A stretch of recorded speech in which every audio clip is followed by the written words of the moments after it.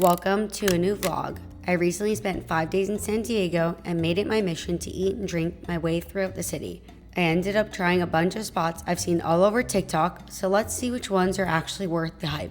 First up is Blue Whale, a beachy cafe in La Jolla. I loved the laid-back server vibe of the shop and ended up picking up a ube latte and an acai bowl. The coffee was good, but the acai bowl stole the show. It tasted super fresh and was probably one of the best I've ever had. I'd give Blue Whale an 8.7 out of 10.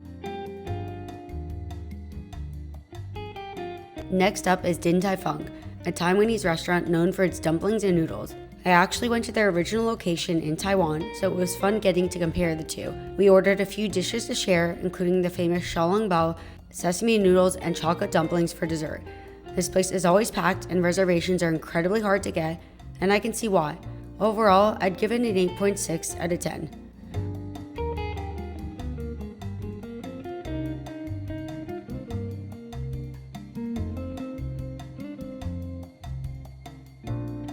I love trying coffee shops everywhere I go, so of course I had to check out some of San Diego's most popular ones. Communal Coffee had several locations throughout the city, but I visited the North Park location. I ordered a vanilla bean latte and really liked the calm atmosphere and all the seating, but the coffee itself was just okay, so I'd give it a 7.6 out of 10.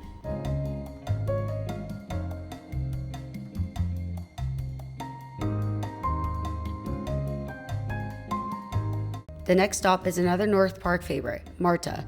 It's a Latin-owned coffee shop, and I ordered the Mexican brown sugar latte. The drink was good, but honestly the real winner was the black sesame banana bread. That alone might be worth coming back for. Overall, I'd give Marta an 8.5 out of 10.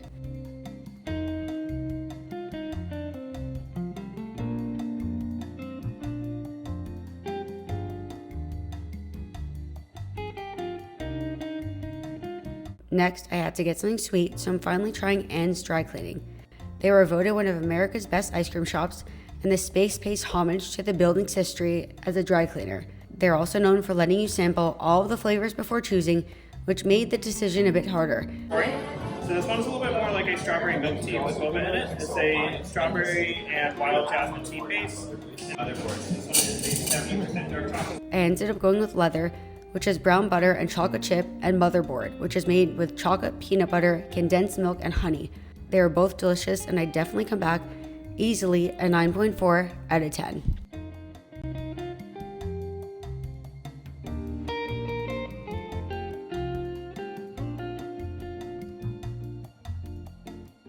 While walking around the North Park Farmers Market, I stumbled upon Lovesong Coffee. They had a bunch of unique drinks, and I ordered the Golden Girl, which combines brown sugar, golden grams, with a maple lemon cream top. Definitely one of the more unique drinks I've had. I'd rate it an 8.2 out of 10.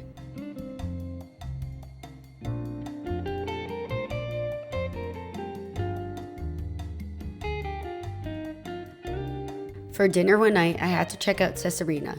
This is one of those places I kept seeing over and over again on TikTok.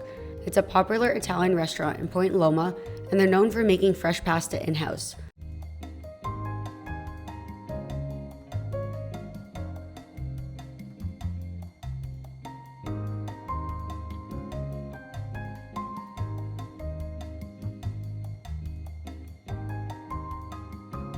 Not only is it some of the best pasta I've ever had, I also love the noodle shape I chose. Easily a 9.4 out of 10.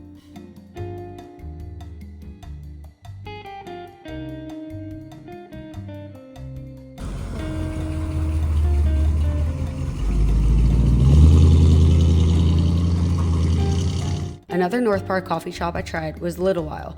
By the time I left, there was a line out the door, and honestly, I'd wait in it again. Their menu has an Asian-inspired twist, and I ordered the Pandan Earl Grey latte. This ended up being my favorite coffee of the entire trip, and next time I definitely want to try some of their pastries. I'd give Little While a 9.3 out of 10. Another dinner spot I checked out was Callie, a California Mediterranean restaurant in the East Village. Some of the dishes were easily among the best Mediterranean food I've ever had, and I definitely see why this is popular. Overall, I'd give it a 9.5 out of 10. And for dessert, I had to try Bacio di Latte, one of San Diego's newest gelato shops. Their gelato is made with organic ingredients and they even have an affogato bar, but it was a little too late for a coffee. I went with the custard cookies and cream gelato instead. Excellent gelato and definitely worth checking out. I rate this an 8.1 out of 10. Another coffee shop I had to try was Immersion Coffee in La Jolla. It's a super tiny shop and actually reminds me of some of the coffee shops I visited while in Japan. There was a line out the door, but the black sesame latte made it worth the wait. This one gets a 9 out of 10.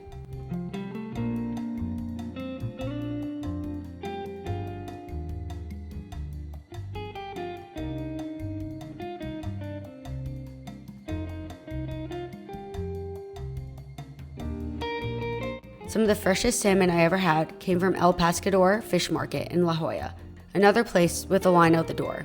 They have a huge selection of fresh fish and seafood, and I ordered the King Salmon platter. You order at the counter, find a seat, and they bring it out to you. Definitely not fine dining, but the food speaks for itself. This ended up being my favorite meal of the whole trip and easily earned a 9.6 out of 10. Another ice cream spot I had to check out in San Diego was Stella, a California-based small batch ice cream shop. They have the most unique flavors, and my favorite was definitely the mango sticky rice. It somehow tasted exactly like the dessert and the perfect way to cool down after a long day of exploring. I'd give Stella an 8.4 out of 10.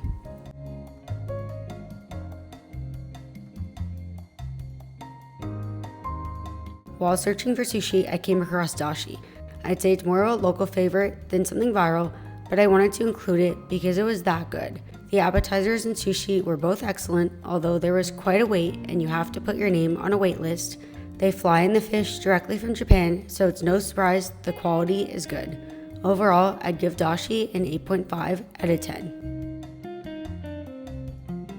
For the final spot of the trip, I had to make a bakery run to Izola. My all-time favorite thing on their menu is the roasted garlic sourdough, but this time around they were out of that, so I went with their wild sourdough. It was still good, but doesn't compare, and this only got a 7.8 out of 10. And that wraps up eating my way through San Diego and trying some viral TikTok spots.